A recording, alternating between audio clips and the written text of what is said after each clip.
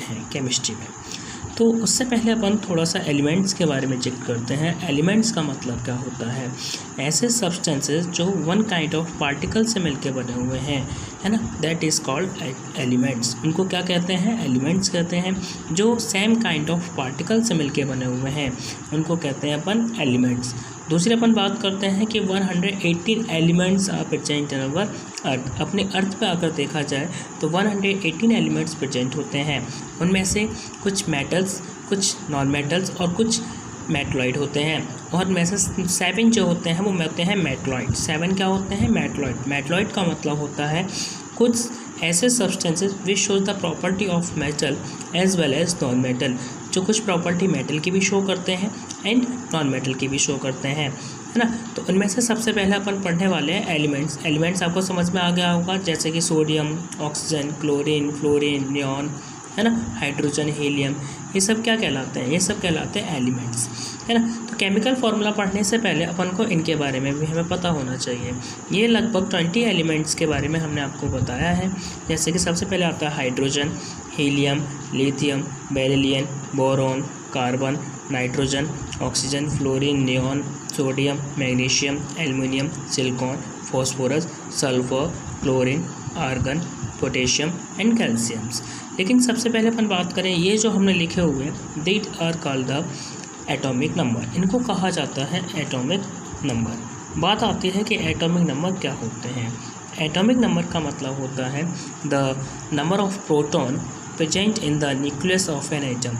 किसी भी एटम के जो न्यूक्लियस में, एटम के न्यूक्लियस में, जो सपोज एटम अपन बात करें तो अंदर जो सेंटर में जो न्यूक्लियस पाया जाता है वहाँ जो पॉजिटिव प्रोटॉन बोल सकते हैं, जो प्रोटॉन जो प्रेजेंट होते हैं उनको कहा जाता है एटॉमिक नंबर, है ना। तो हाइड्रोजन का एटॉमिक नंबर कितना होता है? 1। हीलियम का कितना होता है? 2। लिथियम का कितना होता है? 3। एंड बेरिलियम का कितना होता है? 4। इसी तरीके से अपन 1 से लेकर 20 तक लगभग याद कर लेंगे। उसके बाद अपन बात करते हैं कि इसके बारे में, इनकी वैलेंसी। वैलेंसी हमें पता होना चाहिए। वैलेंसी किस तरीके से अपन फाइंड करते हैं? अगर आपको एलिमेंट्स के एटॉमिक नंबर आपको अगर पता है तो वैलेंसी अपन बहुत इजी तरीके से निकाल सकते हैं। इससे पहले आपको पता होना चाहिए कि इलेक्ट्रॉनिक कॉन्फ़िगरेशन किस तरीके से किया जाता है ना। लेकिन अपन उसकी भी चर्चा करेंगे। इससे पहले अपन वैलेंसी समझते हैं। वैलेंसी का मतलब होता है the number of the electrons which present in the outer shells of the elements. जो कोई भी एटम्स प्रेजेंट होते हैं, सपोज जैसे कि हमने ले लिया सोडियम, है ना। सोडियम का एटॉमिक नंबर कितना होता है? जैसे कि 11 होता है ना। तो अगर इसका स्ट्रक्चर अगर देखा जाए तो सोडियम का स्ट्रक्चर कैसा बनेगा? जैसे चलो सोडियम न्यूक्लियस हो गया, ये फर्स्ट सेल, ये सेकंड सेल और ये थर्ड सेल, है ना। ये क्या कहलाती है? First shell, second shell. अगर बात करते हैं फर्स्ट सेल में, तो फर्स्ट सेल में कितने इलेक्ट्रॉन अपन फिल कर सकते हैं? Only 2 electrons. कितने इलेक्ट्रॉन्स फिल कर सकते हैं? Only 2 electron. सेकंड सेल में बात करते हैं तो सेकंड सेल में कितने फिल कर सकते हैं? मैक्सिमम 8। 1 2 3 4 5 6 7 और 8। अब बचा कितना इलेक्ट्रॉन? 1। तो 1 कहाँ आ जाएगा? थर्ड सेल में। तो ये बात आप याद रखना। एक फॉर्मूला भी होता है 2n²। n मतलब होता है नंबर ऑफ सेल्स। क्या होता है? Number of shell. शेल की मतलब बात करते हैं, shell it is also energy level. इसको हम एनर्जी लेवल भी बोल सकते हैं। और शेल का मतलब होता है the path which in which electrons are revolve around the positive charge. कि ऐसा पाथ या एक पाथ जिसमें इलेक्ट्रॉन्स क्या करते हैं? रिवॉल्व करते रहते हैं, चक्कर लगाते रहते हैं, किसके? पॉजिटिव चार्ज के। तो आई थिंक आपको समझ में आ गया होगा सेल्स क्या होते हैं। दूसरे अपन बात करते हैं 2n²। n का मतलब होता है नंबर ऑफ सेल। यदि आपको पता करना हो कि फर्स्ट सेल में कितने इलेक्ट्रॉन को फिल कर सकते हैं तो n की जगह 1 रख दीजिए, 1 का स्क्वायर और 2 का मल्टीप्लाई। तो 1 का स्क्वायर 1, 2 1 जा 2। तो कितने फिल कर सकते हैं? 2 इलेक्ट्रॉन्स। अगर आपको पता करना है कि थर्ड सेल में कितने इलेक्ट्रॉन भर सकते हैं, फिल कर सकते हैं, तो 3 का स्क्वायर 9, 9 2 जा 18। कितने कर सकते हैं? 18। इस तरीके से हम क्या कर सकते हैं? ये पता कर सकते हैं किस सेल में कितने इलेक्ट्रॉन्स को अपन फिल कर सकते हैं। ठीक है। अब अपन को पढ़ना है वैलेंसी। क्या पढ़ना है? वैलेंसी। तो वैलेंसी का मतलब क्या होता है?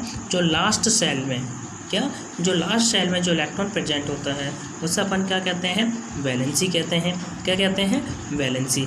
वैलेंसी का मतलब है द लास्ट सेल में जो इलेक्ट्रॉन प्रेजेंट होता है उसे अपन वैलेंसी कहते हैं। बोल सकते हैं द वैलेंस इलेक्ट्रॉन, इसको वैलेंस इलेक्ट्रॉन भी बोल सकते हैं, या फिर अपन ऐसे भी बोल सकते हैं the electron which present in the last orbit या last cell that is called the valence electron या वैलेंसी, है ना। तो वैलेंसी अब किस तरीके से निकालेंगे वो समझिए।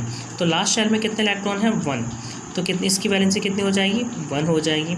यदि लास्ट शेल में कितने इलेक्ट्रॉन होंगे? 2, तो उसकी वैलेंसी कितनी हो जाएगी? 2। अब देखिए कैसे, यदि लास्ट शेल में 1 इलेक्ट्रॉन है तो इसकी वैलेंसी हो जाएगी 1, 2 है तो 2, 3 है तो 3, 4 है तो 4, बट अगर 5 है तो कम कर देंगे 3, 6 है तो 2, मतलब रिवर्स 4 का उल्टा वैसे नीचे से, 7 है तो 1 और 8 है तो 0। ये बात आप याद रखेंगे, ठीक है ना। क्या आपको समझ में आ रहा होगा? यदि लास्ट शेल में 1 इलेक्ट्रॉन है तो उसकी वैलेंसी कितनी हो जाएगी? 1 हो जाएगी। यदि लास्ट शेल में 2 इलेक्ट्रॉन है तो इसकी वैलेंसी 2 हो जाएगी। यदि लास्ट शेल में 3 इलेक्ट्रॉन है तो इसकी वैलेंसी 3 हो जाएगी। यदि लास्ट शेल में 4 इलेक्ट्रॉन है तो इसकी वैलेंसी 4 हो जाएगी। यदि लास्ट शेल में 5 इलेक्ट्रॉन हैं तो इसकी वैलेंसी 3 हो जाएगी। यदि लास्ट शेल में 6 इलेक्ट्रॉन है इसकी वैलेंसी 2 हो जाएगी। ऐसा क्यों? क्योंकि 8 में से इसको माइनस करते जाते हैं। देखो अगर 4 से ज़्यादा हो जाते हैं तो 8 में से माइनस कर देते हैं। कितना आ गया? 3, इसकी वैलेंसी हो गई। ऐसे इसको 8 में से इसको माइनस किया, कितना आ गया? 2। ऐसे 8 में से 7 माइनस कर दिए, 8 में से 8 गए तो 0। तो वैलेंसी आई थिंक आपको समझ में आ गया होगा। वैलेंसी का मतलब क्या होता है? वैलेंसी का मतलब होता है द लास्ट, बोल सकते हैं तो लास्ट शेल में जो इलेक्ट्रॉन प्रेजेंट होते हैं उन्हें क्या कहा जाता है? वैलेंसी। तो एक फाइंड अपन करके देखते हैं कि वैलेंसी किस तरीके से निकाल सकते हैं। अब इनमें से अपन पता करें। चलो बताओ किसकी निकालें अपन वैलेंसी। चलो अपन बात करते हैं एल्युमिनियम की और मैग्नीशियम की, इनकी वैलेंसी निकालते हैं। तो देखो मैग्नीशियम का एटॉमिक नंबर कितना है? 12। समझना, फर्स्ट शेल में कितने इलेक्ट्रॉन बढ़ सकते हैं? KLM, इनके शेल के नेम ले लेते हैं। तो फर्स्ट शेल में कितने इलेक्ट्रॉन बढ़ सकते हैं? 2। दूसरे शेल में कितने बढ़ सकते हैं? 8। अपन को कैसे पता है? हमने आपको बताया था 2n² से अपन पता कर सकते हैं किस सेल में कितने इलेक्ट्रॉन को फिल कर सकते हैं। तो सेकंड सेल में कितने इलेक्ट्रॉन बढ़ सकते हैं? 8। फर्स्ट सेल में कितने कर सकते हैं? 2। इनको प्लस क्या? 8 × 10 हो गए, बचे कितने? 2। तो 2 कहाँ आ जाएंगे? थर्ड सेल में। और थर्ड सेल मतलब लास्ट सेल में कितने इलेक्ट्रॉन हैं? 2। अब जब लास्ट सेल में 2 इलेक्ट्रॉन है तो इसकी मतलब इसकी वैलेंसी भी 2 हो गई। आ गया होगा समझ में। अब अपन बात कर रहे हैं किसके बारे में? जैसे कि क्लोरीन के बारे में बात करते हैं। किसके बारे में बात करते हैं? क्लोरीन। तो देखिए क्लोरीन की अगर हम चर्चा करते हैं तो क्लोरीन का एटॉमिक नंबर होता है 17। इसको अगर डिवाइड किया जाए तो KLM ऐसे डिवाइड करते हैं, सेल होते हैं। तो फर्स्ट सेल में कितने बढ़ सकते हैं? 2। दूसरे में 8। इनको प्लस करो, कितना हो गया? 10 हो गया। 10 कितने बचे? 7। तो लास्ट सेल में कितना आ गया? 7। लास्ट सेल में कितने इलेक्ट्रॉन? 7। और जब लास्ट सेल में 7 इलेक्ट्रॉन होते हैं तो उसको 8 में से माइनस कर देते हैं। तो इसकी वैलेंसी कितनी हो जाएगी? 8 में से 7 गया, कितना हो गया? 1। तो इसकी वैलेंसी कितनी हो गई? 1। तो ये बात आप देख सकते हैं। यहाँ तक कोई दिक्कत तो नहीं है, वैलेंसी निकालना आ गई।